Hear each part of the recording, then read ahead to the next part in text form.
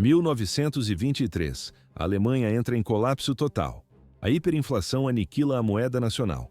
Um único pão custa 200 bilhões de marcos. Nas casas, o cenário é absurdo. Famílias jogam maços de dinheiro em fogões a lenha, notas de banco viram combustível porque saem mais barato que a própria madeira. Depois, 1929. A Grande Depressão atinge o país como uma marreta. Bancos declaram falência, fábricas trancam os portões. Em 1933, o número é exato, 6 milhões de alemães estão desempregados. Isso representa 30% de toda a força de trabalho do país. A câmera registra famílias famintas dormindo em calçadas. Este é o cenário que Adolf Hitler recebe ao assumir o poder em janeiro de 1933. Uma nação destruída economicamente 2 vezes em uma década. Mas em 1939, o cenário é outro. O contraste é absoluto. A Alemanha invade a Polônia com 3 milhões de soldados. São 3 mil tanques e 4 mil aviões de combate. É a força militar mais moderna da Europa. Como uma nação falida construiu a maior máquina de guerra do planeta em apenas 6 anos? À primeira vista, um milagre econômico. Mas na prática, um crime financeiro de escala global. A resposta não está na ideologia. Está em uma empresa de fachada e em um esquema de pirâmide nacional. O nome do mecanismo? Notas MIFO. Um sistema bancário paralelo criado para financiar o rearmamento nazista em segredo. O mundo não via as dívidas porque elas não estavam nos livros oficiais. A estratégia funcionou por um tempo, mas, em 1939, o prazo expirou. As notas MIFO precisavam ser pagas. A Alemanha não tinha o dinheiro. O governo estava sem saída. Não havia margem para erro. Para evitar o colapso interno imediato, o regime precisava de recursos externos. A invasão dos vizinhos tornou-se a única forma de manter o esquema vivo. O exército precisava saquear o ouro e as reservas de outras nações para cobrir o buraco nos cofres de Berlim. A economia nazista não era apenas ideologia. Era um golpe financeiro que exigia expansão constante para não desmoronar. O colapso econômico tornou a guerra inevitável. Assim, o golpe final foi dado. Janeiro de 1939. Na mesa do principal economista da Alemanha, os números não mentem. A economia está à beira do colapso total. O plano de Hitler é um só: a guerra. Por que ninguém interrompeu o processo? O medo da repressão era real, mas o trauma do passado era pior. Falar significava a morte. Calar significava o desastre. Para entender o desespero de 1939, é preciso olhar para as cicatrizes anteriores. O primeiro grande golpe veio com a hiperinflação de 1923. Novembro de 1923. O auge do caos financeiro na República de Weimar. Um único dólar americano vale 4 trilhões de marcos. O papel moeda perde o sentido. No quadro, nota-se a rotina das fábricas. Os operários exigem o pagamento do salário 2 vezes por dia. Uma vez ao meio-dia e outra ao fim do expediente. O motivo é simples. À noite, o dinheiro recebido pela manhã já não comprava nada. Ouve-se o barulho constante de cadeiras sendo arrastadas em restaurantes. Garçons sobem nas mesas a cada 30 minutos. Eles gritam os novos preços do cardápio enquanto os clientes ainda estão mastigando. Se você pedisse um prato às 13 horas, ele custaria o dobro às 13h30. Planos de previdência e seguros de vida de décadas desapareceram. Famílias inteiras viram economias de uma vida se transformarem em quantias que não pagavam um selo postal. À primeira vista, uma crise financeira. Mas na prática, um apocalipse social. A classe média alemã foi aniquilada. Poupadores, aposentados e pequenos investidores perderam tudo em questão de semanas. O sistema de confiança ruiu. Lentamente, a Alemanha tentou se reconstruir. A moeda foi estabilizada, o país respirou e a vida voltou a uma normalidade aparente. Mas o alívio durou pouco. 1929 chegou para destruir o que restava. 1929. A Grande Depressão atinge a Europa como um martelo. Bancos americanos entram em pânico e exigem o pagamento imediato de todos os empréstimos. O capital some do mercado. Empresas alemãs quebram em sequência. O desemprego explode em uma escala nunca vista. Em 1932, 6 milhões de alemães estão sem trabalho. Isso representa 30% de toda a força laboral do país. Nas calçadas, vê-se o desespero. Famílias leiloam móveis, roupas e pratarias no meio da rua para conseguir dinheiro para comida. Engenheiros e professores formados imploram por vagas de servente de obra. O governo de Weimar entra em colapso total. É uma paralisia política completa. Nas cidades, o som de tiros é comum. Milícias comunistas e nazistas travam batalhas campais, transformando bairros residenciais em zonas de guerra. Em apenas 14 anos, a Alemanha foi destruída economicamente 2 vezes. Primeiro pela guerra e pela inflação, agora pela depressão. Este é o cenário exato que abre as portas para Adolf Hitler em janeiro de 1933. A promessa é clara: restaurar a grandeza alemã, reconstruir as forças armadas e rasgar o Tratado de Versalhes. Mas existe um problema técnico intransponível: a Alemanha está falida. O Tratado de Versalhes é uma camisa de força. Ele limita o exército a apenas 100.000 soldados. Tanques são proibidos, aviões de combate são proibidos, submarinos e artilharia pesada não podem existir. Além das proibições, não há reservas financeiras para comprar um único fuzil. Hitler precisa rearmar o país. Ele quer fazer isso de forma massiva e secreta. O plano é que ninguém perceba até que seja tarde demais para reagir. Como financiar uma máquina de guerra com uma economia em ruínas? Surge um nome: Hjalmar Schacht. Ele é o homem que tornará o impossível realidade. Hjalmar Horace Greeley.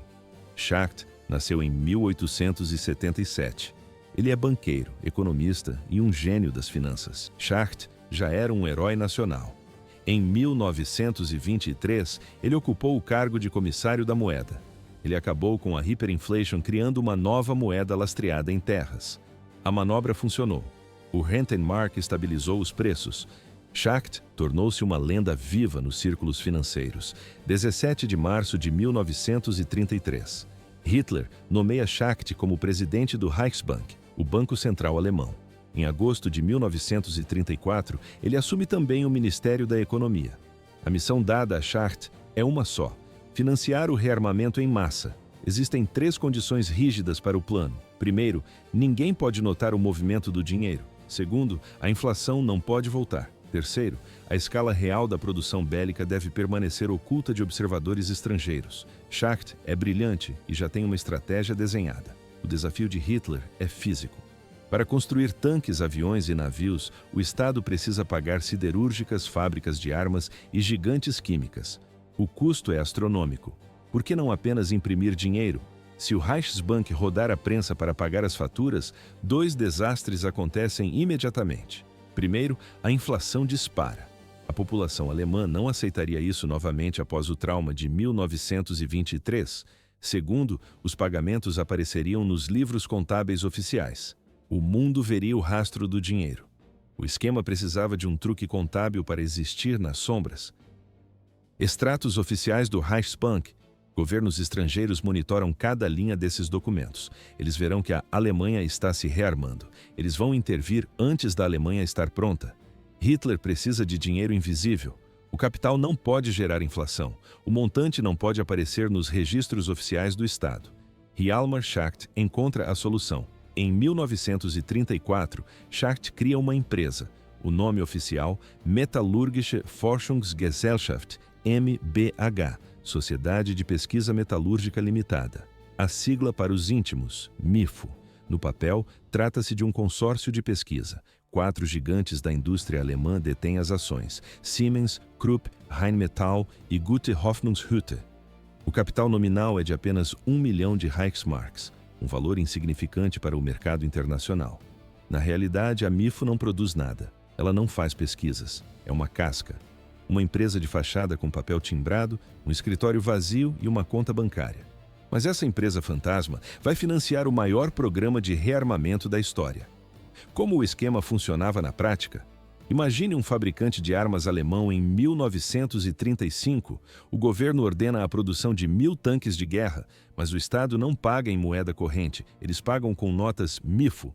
Essas notas são promissórias emitidas pela empresa de fachada. São cheques que dizem: a MIFO promete pagar este valor em 5 anos. No quadro visual, o empresário segura um papel que não vale nada no presente. O fabricante não pode esperar 5 anos. Ele precisa de liquidez imediata para pagar operários e comprar aço. O próximo passo é levar essas notas MIFO até um banco privado alemão.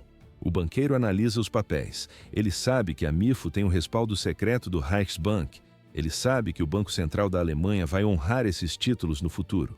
Por isso, o banco privado aceita o papel e entrega o dinheiro vivo ao fabricante. À primeira vista, uma transação comercial legítima, mas na prática, o governo estava imprimindo dinheiro sem que ninguém percebesse. Ouve-se o som de prensas gráficas funcionando à noite. Milhões de Reichsmarks entram na economia sem passar pelo orçamento oficial do Reich. O rastro do rearmamento foi apagado dos livros contáveis. O mundo continuava observando os extratos oficiais, enquanto as fábricas de tanques trabalhavam em turno duplo. Não havia margem para erro. Se o segredo vazasse, a economia alemã colapsaria em dias. Assim, Schacht construiu a base financeira da guerra sobre um castelo de papel. Reichsmarks verdadeiros. Talvez com um pequeno desconto, mas é dinheiro vivo. Você recebe o pagamento e sai satisfeito. Agora começa a manobra financeira. O banco privado segura as notas MIFO e as leva até o Reichsbank. O Banco Central converte esses papéis em dinheiro utilizando seu poder de emissão de moeda. Mas existe um detalhe crítico. Estas transações nunca aparecem no balanço oficial do Reichsbank. As notas MIFO são registradas como obrigações privadas. Elas não constam como dívida do governo. Elas não constam como dívida do Banco Central. Oficialmente, são apenas dívidas de uma empresa de pesquisa privada. Por que isso importa? Quando governos estrangeiros analisam as finanças da Alemanha, eles não veem o rastro do dinheiro. Os gastos massivos com o rearmamento são invisíveis. É um sistema de contabilidade paralela. Entre 1934 e 1938, a Alemanha emitiu 12 bilhões de Reichsmarks em notas MIFO. Para entender a escala, a dívida nacional total da Alemanha em 1932 era de cerca de 10 bilhões. Em 4 anos, o regime criou secretamente uma dívida maior que todo o seu débito anterior. Ninguém fora da Alemanha sabia a real dimensão do projeto. O segredo foi mantido até ser tarde demais para reagir. Em 1936, o país já havia violado todas as restrições militares do Tratado de Versalhes. No vídeo da época, observa-se: tanques, aeronaves e submarinos desfilam em massa. O exército estava modernizado. Os aliados não intervieram. À primeira vista, a Alemanha respeitava os limites, mas na prática, o país se transformava em uma máquina de guerra. Eles simplesmente não perceberam o quão longe a produção tinha chegado. Mas havia um problema técnico. As notas MIFO tinham um prazo de validade. O pagamento vencia em 5 anos. As primeiras notas saíram em 1934.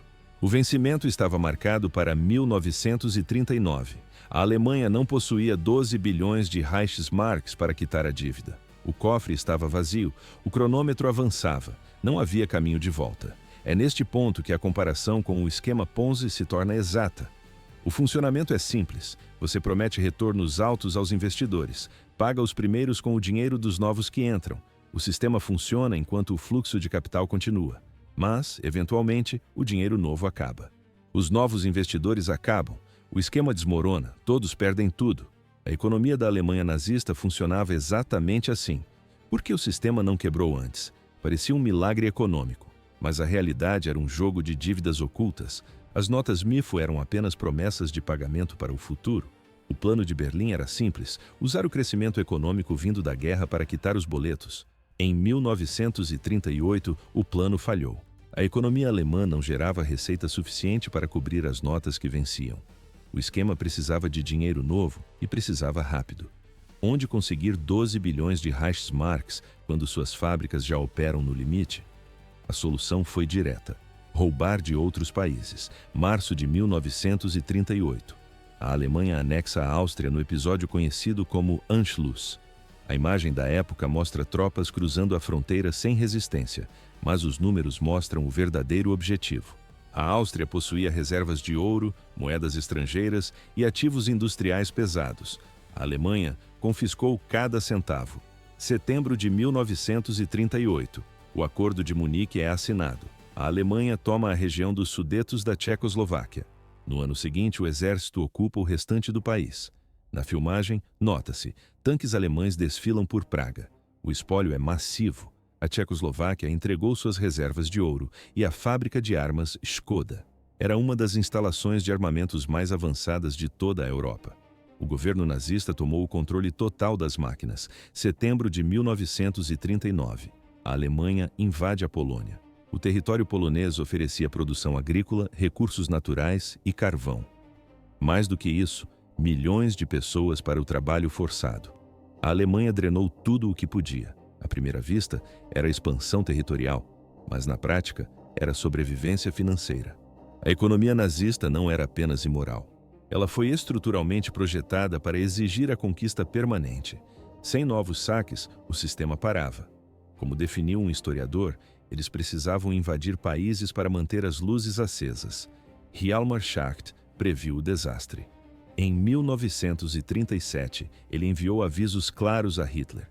O economista alertou que a economia estava superaquecendo. O gasto era insustentável. Schacht via o colapso no horizonte, mas isso era apenas o começo. As advertências foram ignoradas e o ritmo das invasões acelerou. Não havia mais margem para erro. Assim começou o ciclo de pilhagem que sustentou o Terceiro Reich até o fim. 7 de janeiro de 1939. Faltavam poucas semanas para os primeiros títulos MIFO vencerem. Hjalmar Schacht enviou um relatório desesperado da diretoria do Reichsbank diretamente para Hitler. O documento exigia cortes drásticos nos gastos militares. Schacht pedia a redução das despesas do governo e um orçamento equilibrado.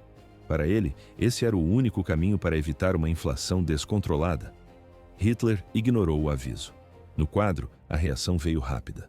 20 de janeiro de 1939.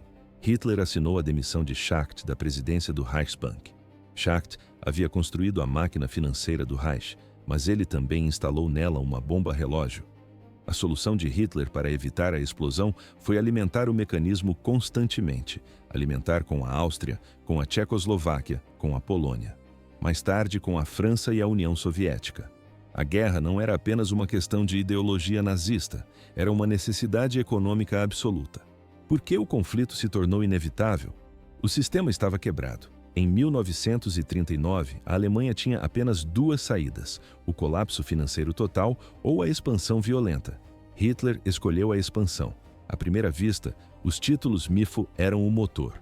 Mas na prática, o Reich precisava de novos fluxos de dinheiro. As outras fontes de receita da economia nazista eram ainda mais sombrias. Quando a Alemanha conquistava um território, o controle militar era apenas o primeiro passo. O passo seguinte era o saque sistemático. Soldados e burocratas confiscavam reservas de ouro e moedas estrangeiras. Na filmagem da época, nota-se, trens carregados deixavam os países ocupados. Obras de arte, equipamentos industriais e matérias-primas eram enviados para Berlim. O roubo de nações inteiras mantinha a máquina funcionando. Não havia mais volta. O regime precisava de sangue e metal para não declarar falência. Assim, a pilhagem virou política de Estado.